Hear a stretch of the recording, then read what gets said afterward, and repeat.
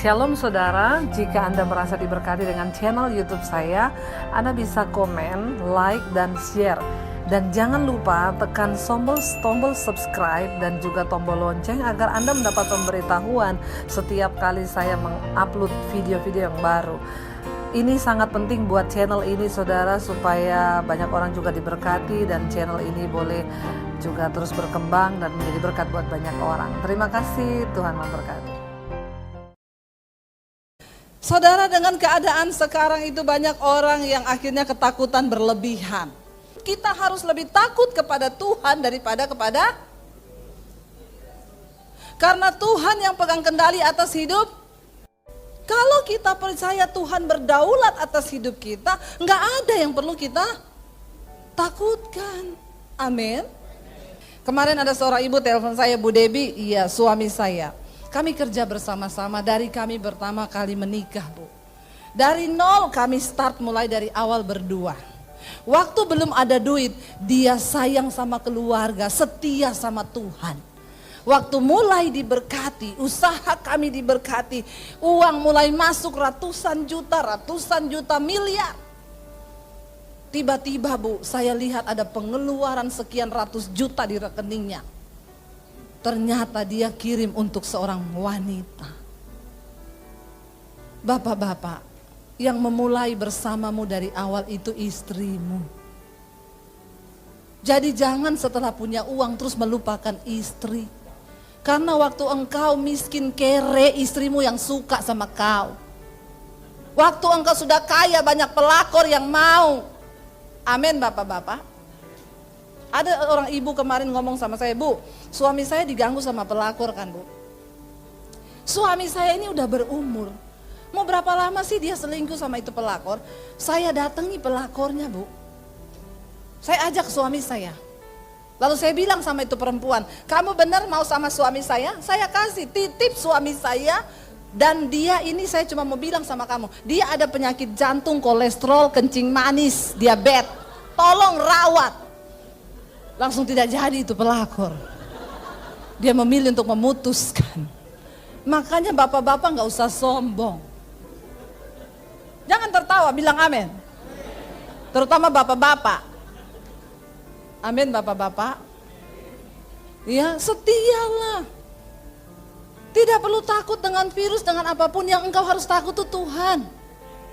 Karena kalau kita ini sudah siap mati, gak ada yang perlu kita takutkan.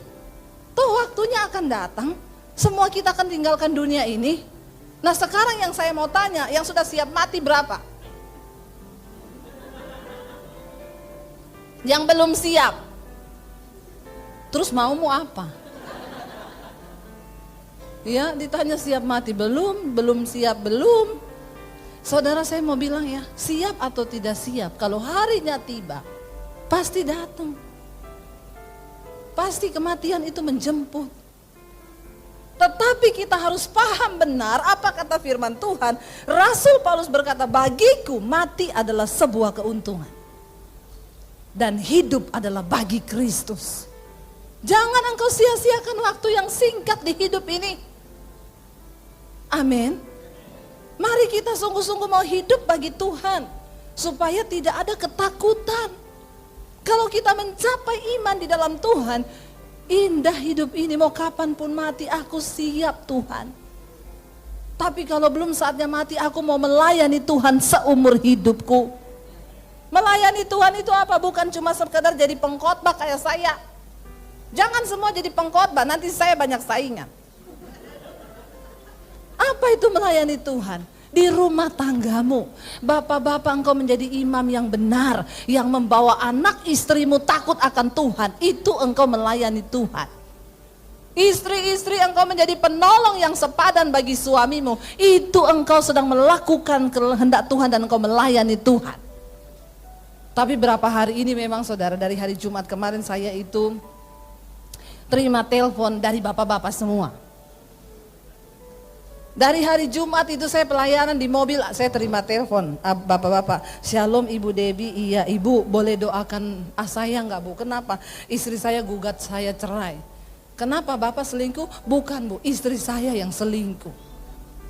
Suami saya dengarkan saya speaker, di sebelah dia gini, istrinya selingkuh.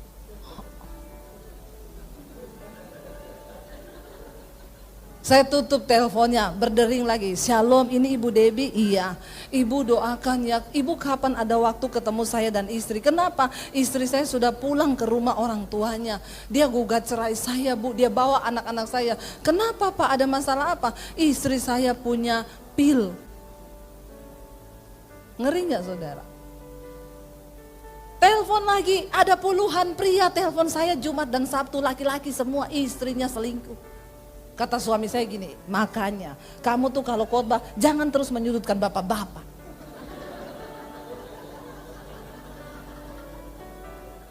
Yang kamu khotbahin bapak-bapak terus suami-suami, jadi sekarang suami sudah pada bertobat, istrinya yang tidak bertobat.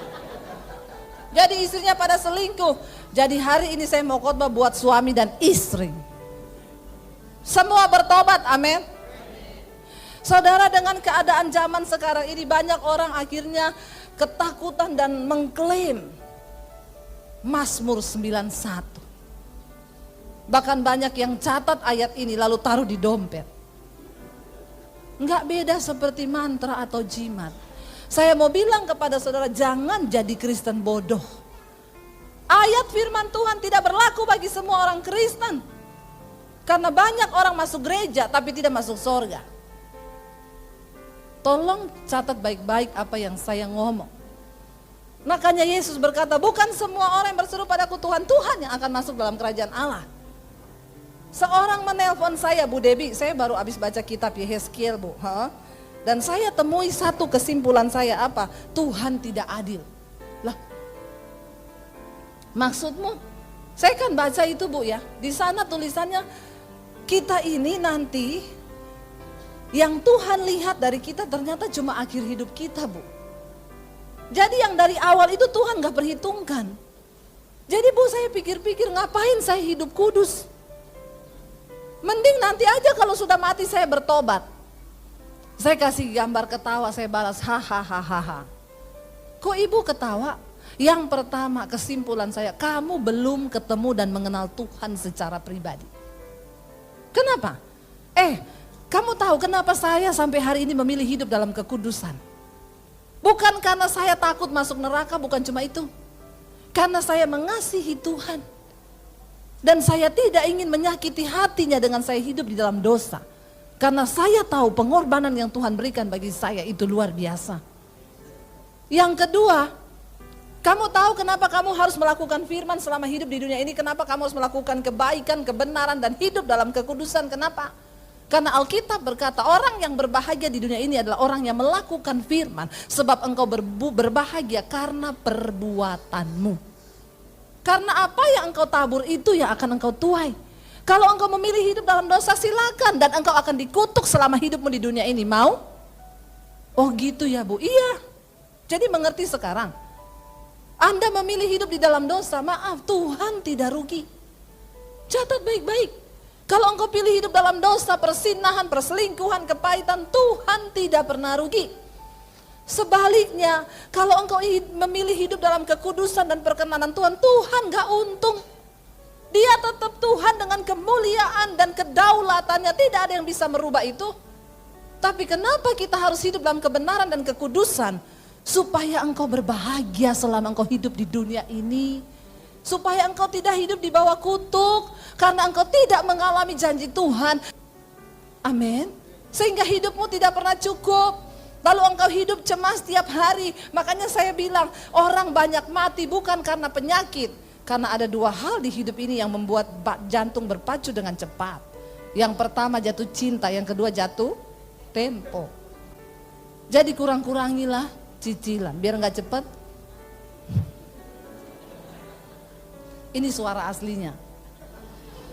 Jadi saudara, mari kita mengerti dengan benar apa yang firman Tuhan katakan, apa kebenaran. Tidak semua Mazmur 91 berlaku bagi semua orang, tidak. Yuk kita segera baca saja.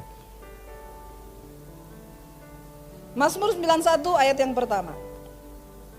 Orang yang duduk dalam lindungan yang maha tinggi dan bermalam dalam naungan yang maha kuasa. Dua, silakan.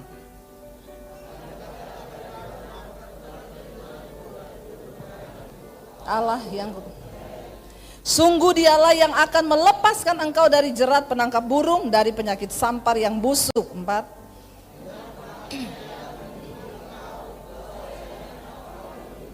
Kesetiaannya ialah perisai dan pagar tembok. Engkau tak usah takut terhadap kedahsyatan malam, terhadap panah yang terbang di waktu siang, terhadap penyakit sampar yang berjalan di dalam gelap, terhadap penyakit menular yang mengamuk di waktu petang. Walau 1000 rebah di sebelah sisimu dan 10.000 di sebelah kananmu, tetapi itu tidak akan menimpamu. Engkau hanya menontonnya dengan matamu sendiri dan melihat pembalasan terhadap orang-orang fasik. Sebab Tuhan ialah tempat perlindunganmu, yang maha tinggi telah kau buat tempat perteduhanmu.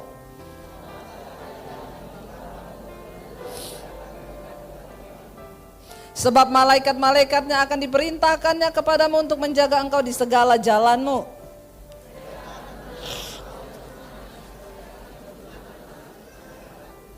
Singa dan ular tedung akan kau langkahi, engkau akan menginjak anak singa dan ular naga.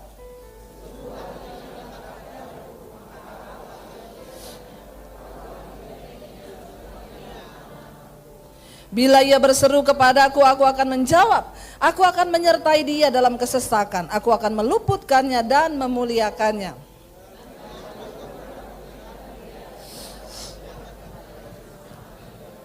Amin, saudara.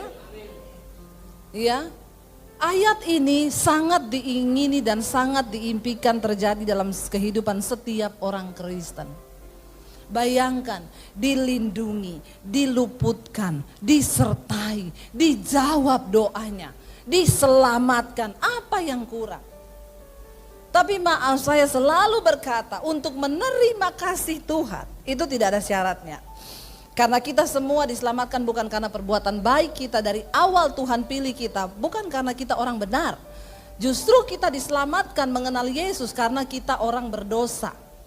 Lalu Tuhan angkat. Ayat ini jangan dipakai untuk hari penghakiman. Kita dibenarkan bukan karena hasil usahamu, tapi itu kata kasih karunia Tuhan. Ini berlaku untuk pertama kali orang bertobat terima Yesus. Jangan dibolak-balik, karena sekarang banyak pengajaran hyper grace yang memutar balikan ayat ini dan berkata, kan kita selamat bukan karena perbuatan, bukan karena usaha, tapi kasih karunia. Maaf, itu berlaku untuk pertama kali kita menerima Yesus. Kita dipilih menerima dia bukan karena kita baik. Saya ini sampah yang dipungut oleh Tuhan dan diselamatkan. Tapi ketika engkau sudah menerima keselamatan itu, Alkitab berkata, kerjakanlah keselamatan itu dengan takut dan gentar. Karena keselamatan bisa batal.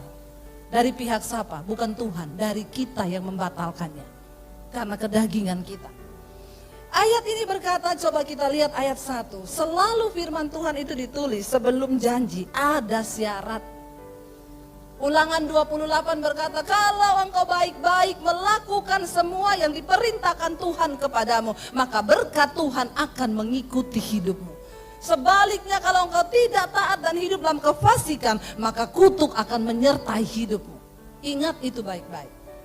Untuk menerima kasih Tuhan tidak ada syaratnya. Ketika kita datang buka hati terima Yesus, dia terima.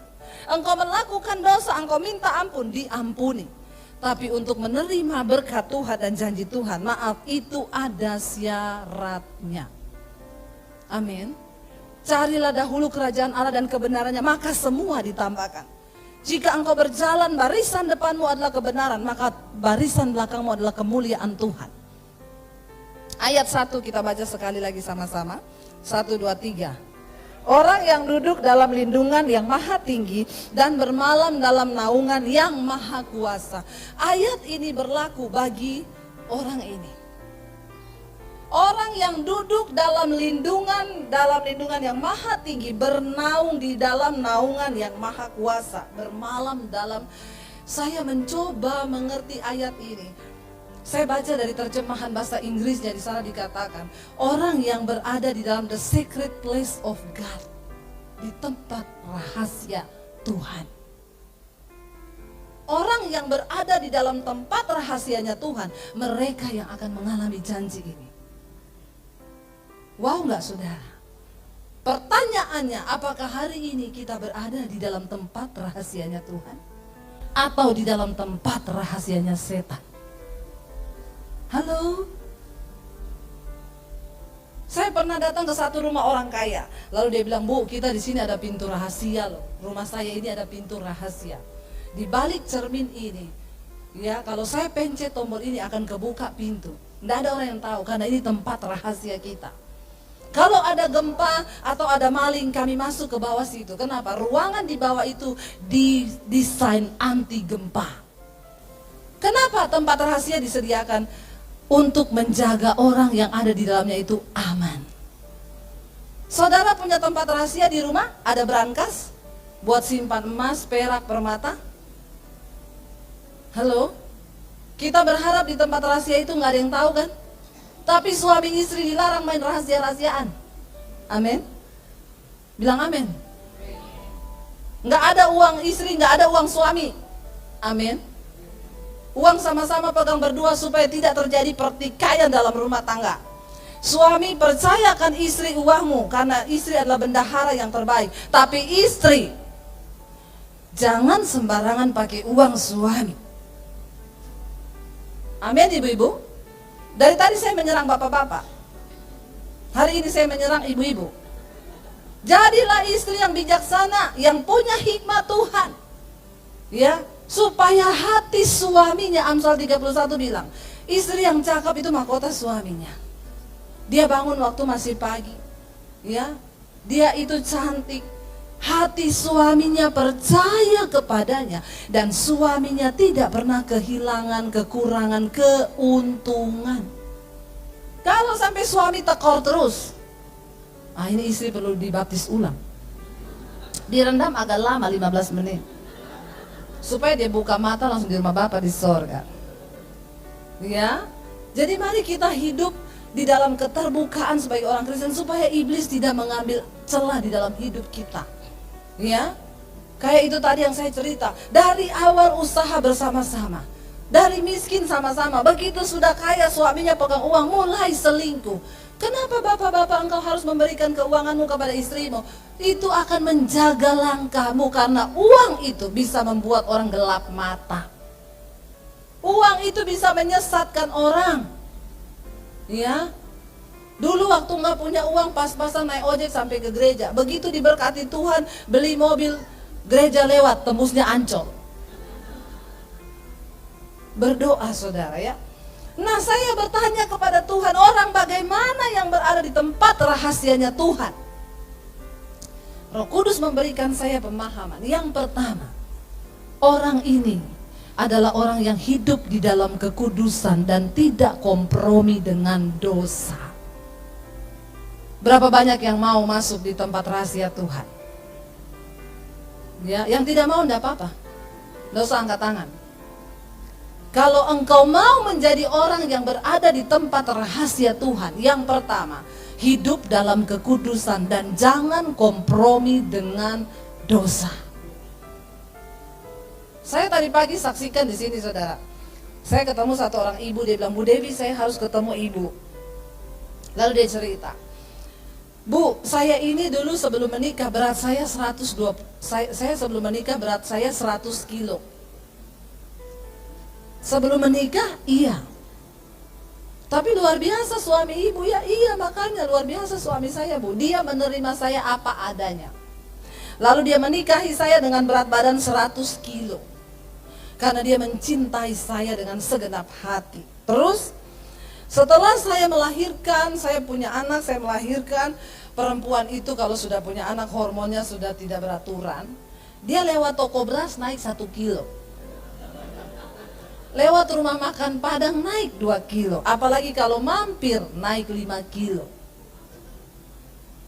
Ya, kan kata orang sekarang itu virus corona itu penangkalnya adalah jahe, kunyit, lengkuas. Dan itu terdapat di rendang. Jadi makan saja rendang, Anda bebas corona. Amin. Nggak usah stres. Lalu saudara, setelah menikah saya punya anak ibu. Berat saya bertambah menjadi 120. Saudara bayangkan orang berat 120. Dan dia tingginya cuma seperti saya saudara. Dan itu 120 kilo. Lalu dia bilang gini, saya mau diet, suami saya bilang, enggak usah, kamu cantik begini. Dan aku mencintai kamu apa adanya. Ibu-ibu jangan terlalu percaya kalau suamimu bilang begini ya. Kalau kau sudah gendut 120 kilo lalu suamimu bilang kau cantik, jangan, coba bercermin, pasti kau seperti karung beras. Apalagi kalau pakai daster. Ya, jangan, tetap jaga berat badan kita, amin. Lalu dia bilang, jadi saya itu nggak pernah diet, tidak pernah olahraga nge-gym karena suami saya bilang, aku tetap mencintaimu. Lalu Bu, saya dan suami itu tidak pernah ngecek HP. Dia HP-nya dikasih password. Benar yang Ibu Debbie bilang, ciri-ciri suami berselingkuh, satu, HP-nya dipakein password, istrinya enggak tahu. Kedua, ke toilet bawa HP. Ke WC buang air besar bawa HP. Tidur HP ditaruh di bawah bantal. Pas di kepala, Anda bisa mati karena radiasi. Bukan karena virus. Dia bilang itu semua suami saya begitu Bu. Jadi istri-istri tolong cek. Kata orang begini, ada bapak-bapak bilang sama saya, Bu, untuk menjaga kesehatan suami, jantung suami, menjaga kesehatan jantung suami, cuma satu saja Bu, jangan sering-sering cek HP-nya. Karena setiap kali istri mengecek HP suami, jantungnya berpacu kencang. Tapi tidak semua laki-laki, ya. Makanya tidak usah di password. Saya sama suami, HP kami passwordnya kita dua-dua tahu. Pakai sidik jari saya bisa buka HP-nya, dia buka HP saya pakai sidik jari dia bisa. Jadi nggak ada yang tersembunyi. Jangan beri tempat buat setan di HP-mu. Amin bapak-bapak. Amin ibu-ibu. Apa yang saya bilang ini benar. Sudah tidak usah dibantah. Supaya tidak terjadi itu perselingkuhan. Lalu dia bilang gini, saya dan suami tipe dari kami menikah saling percaya. Tidak pernah cek-cek HP Bu, dan memang kami saling percaya. Satu kali anak saya yang remaja bilang begini, Mama tuh tahu nggak sih HP-nya Papa passwordnya berapa? Saya bilang enggak. Mama juga nggak pengen tahu karena Mama kan nggak ngapain Mama buka-buka HP Papa. Anaknya bilang gini, Mah, tak kasih tahu password HP-nya Papa, tolong Mama buka. Saudara, anak sekarang itu canggih. Jadi bapak-bapak ndak usah main kucing-kucingan. Anak-anak sekarang canggih, dia bisa buka nomor HP-mu dari laptop, bisa. Dan Tuhan bilang tidak ada satupun yang tersembunyi, yang tidak akan dibuka. Bilang amin. Tidak ada satupun yang tertutup, yang tidak akan disingkapkan. Karena sepintar-pintar tupai melompat, pasti terpeleset juga. Jadi tidak usah coba-coba jadi tupai. Karena engkau tidak sepintar tupai. Pasti kepleset, bahkan jatuh babak belur. Lalu dia itu mulai hatinya deg-degan. Kenapa anaknya bisa bilang begitu? Saudara dengar, kalau anak bilang begitu berarti anaknya sudah tahu. Pasti anaknya udah buka. Malam itu waktu suaminya tidur dan HP di bawah kepala, di bawah bantal, istrinya pelan-pelan masukin tangannya. Ya, lalu ndak apa-apa, ndak dosa ibu-ibu kalau engkau mengecek suamimu, ndak dosa. Alkitab bilang, suami istri itu satu tubuh. Hai suami, tubuhmu bukan milikmu sendiri tapi milik istrimu. Hai istri, tubuhmu bukan milikmu sendiri tapi milik suamimu. Jadi camkan itu, termasuk uang-uangnya. Kita jadi satu semua, amin. Lalu dia pelan-pelan ngambil saudara. Dia bilang, saya buka sesuai password yang anak saya kasih ibu. Dan saya syok ibu, kenapa? Ternyata saya buka, dia dengan perempuan itu sudah mau ngurus menikah. Dan itu perempuan sudah dibeliin rumah. Dan suami saya satu punya KTP yang tulisannya status belum menikah. Sepintar-pintar tupai melompat, pasti kepleset. Nggak usah tambah-tambahin penyakit jantung bapak-bapak. Orang hidup dalam perselingkuhan sembunyi dosa itu deg-degan terus. Lalu dia bilang, saya tunggu dia bangun bu. Sabar banget ibu tunggu dia bangun. Kalau saya siram air. Jangan ditiru, ini adegan berbahaya.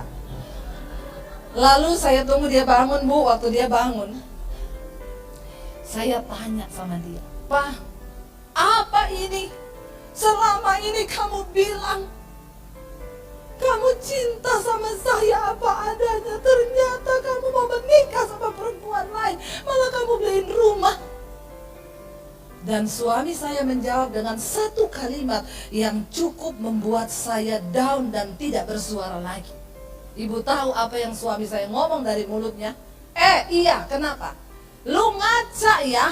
Lu pikir ada laki-laki mau sama kayak lu begitu karung beras? Saudara, dan itu merobek jiwanya. Manusia itu punya jiwa, di dalam jiwa terdapat pikiran, perasaan, dan kehendak. Dan ketika jiwa ini tertekan, jiwa kita memerintahkan kita untuk melakukan sesuatu, entah itu dosa ataupun kebaikan. Kenapa engkau harus banyak dengar firman Tuhan?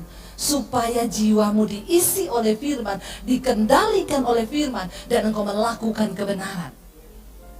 Saudara lihat kemarin di TV, anak 15 tahun membunuh bocah 5 tahun. Kenapa? Karena jiwanya sakit. Catatan-catatan hariannya polisi temukan dia kepahitan sama papanya. Dia tulis semua itu pengen membunuh.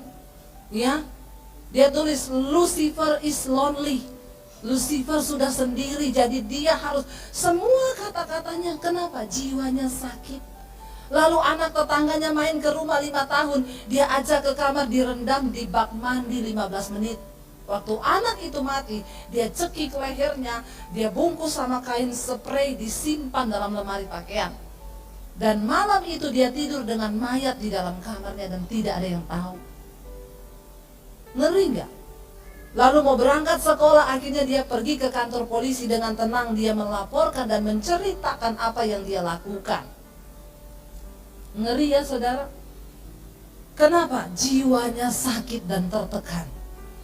Ibu ini, dia bilang, jiwa saya hancur remuk tertekan ibu. Karena suami saya bilang, mana ada laki-laki yang mau sama lo. Dan akhirnya bu, saya pergi ke gym. Saya nge-gym setiap hari 7 jam. Dari jam 6 pagi sampai jam 1 siang. Waktu saya ketemu dia, saudara tahu berat badannya berapa? 60 kilo. Nggak ada apa-apanya, huges. 120 jadi 60, turun 60 kilo. Jadi waktu pertama kali saya ketemu dia cerita, Bu, saya ini dulu berat badannya 120 loh. Terus saya, hah? Ibu sekarang berapa? 60.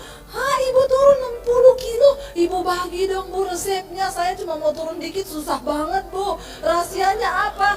Dia jawab sama saya, suruh suami ibu selingkuh. Tolak dalam nama Yesus. Ya, jangan, saya bilang. Lalu saudara, dia nge-gym tiap hari. Jiwa yang sakit itu menggerakkan seluruh tubuhnya. Makanya engkau perlu penuhi hatimu dengan firman. Supaya firman yang menggerakkan tubuhmu melakukan kehendak Bapa. Firman itu menggerakkan kita untuk hidup dalam kekudusan. Dia digerakkan oleh keinginan jiwanya. Suaminya kata-katanya terngiang, lu ngaca, mana ada laki-laki mau sama lu gitu, udah kayak karung beras. Waktu turun badan saudara, dia bilang, dan saya berselingkuh dengan beberapa pria. Hanya untuk membuktikan ada laki-laki yang mau sama saya. Ngeri gak? Orang yang seperti ini tidak berada di tempat rahasianya Tuhan, tapi berada di tempat rahasianya setan. Dua aja pilih. Yang kayak begini mengalami Mazmur 91? Kagak. Ke gereja dia tiap minggu? Iya. Makanya tolong pendeta, kalau suruh jemaat hafalkan pasal Mazmur 91, kasih tahu syaratnya apa. Supaya jemaat itu jangan sembarangan berkatakan Mazmur itu menghafal di luar kepala. Waktu mau selingkuh, Mazmur 91. Mau pergi ke diskotik dugem, Mazmur 91. Mau main judi, Mazmur 91. Malaikat bilang, "Pret." Jangan mimpi, kenapa? Firman itu bukan sesuatu yang murahan. Kalau engkau tidak hidup dalam kebenaran, engkau tidak mungkin bisa mengalami janji-janji Tuhan. Amin. Lalu saudara, dia melakukan dosa. Tiba-tiba dia bilang, "Ibu, kayak suaminya BCL yang tanpa tanda-tanda. Malam masih beraktivitas, pulang tidur, ditemukan paginya meninggal. Saya tidur malam itu tanpa tanda-tanda, semua baik. Saya bangun pagi, mata saya buta." Kenapa kita nggak boleh sombong dalam hidup ini? Orang yang sombong bukan orang yang pamer harta. Orang yang sombong, orang yang terus hidup di luar kehendak Bapa, bangga dengan dosa-dosanya.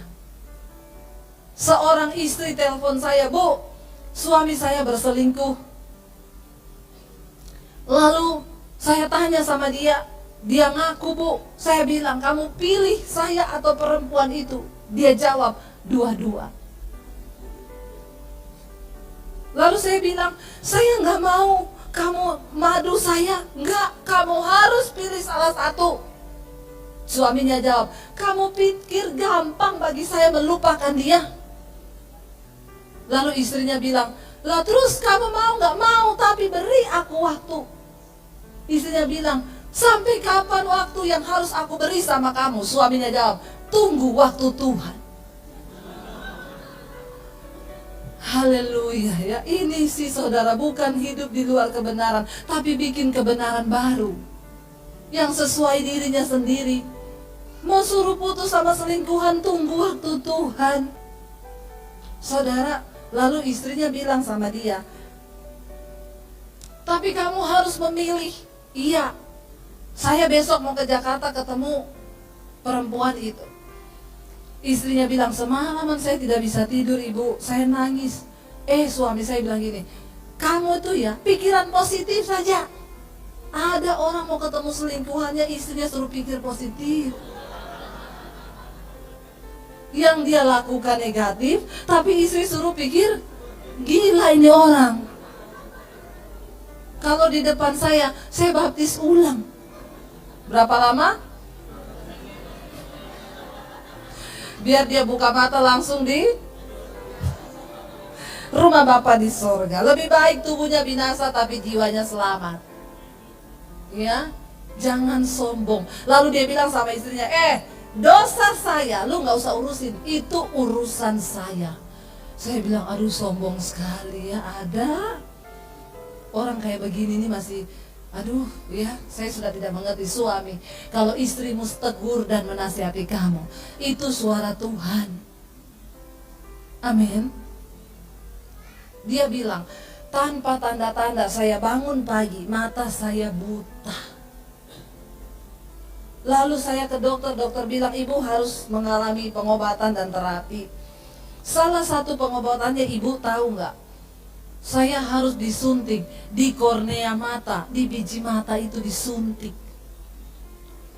Dan dia bilang itu sakitnya minta ampun, Bu. Ya iyalah, mata kita keculek aja sakit.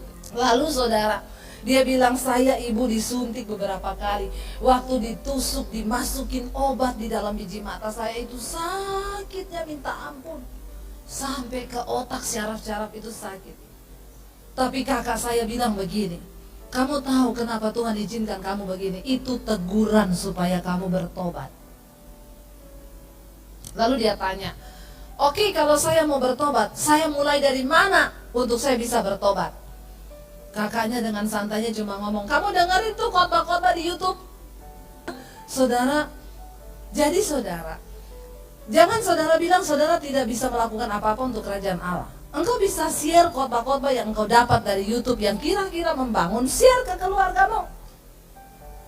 Lalu saudara, dia bilang, saya dengar khotbah ibu, saya mau bertobat ibu, saya mau pengakuan. Iya bu, benar ibu bilang. Saya kan bilang, kalau mau lepas dari dosa perselingkuhan, blokir nomor HP-nya.